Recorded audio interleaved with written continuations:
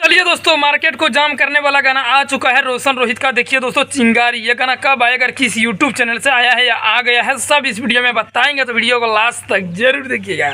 ये गाना में दम है और गाना है डेंजर भैया। ये गाना हम सब सुन चुके हैं, और जो नहीं सुने हैं तो आप लोग जो सुन भी लिए हैं तो वीडियो को स्किप नहीं कीजिएगा, वीडियो को लास्ट तक देखिएगा। रोशन भैया जेल से निकलने के बाद बहुत ही कष्ट हुआ, तब जाके दोस्तों अभी ब्लास्ट गाना करीब से करीब 800 से 900 धरा हुआ है। ये गाना आप सबके बीच बहुत ही जल्द आ जाएगा।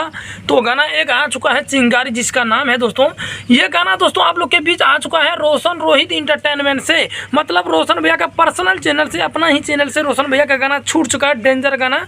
चलिए दोस्तों, ये गाना को आप लोग सुनिए, जाइए प्यार दुलार दीजिए, रोशन रोहित इंटरटेनमेंट को सर्च कीजिए। ये गाना 34 मिनट में 11,000 से ज़्यादा व्यूज आ चुका दोस्तों।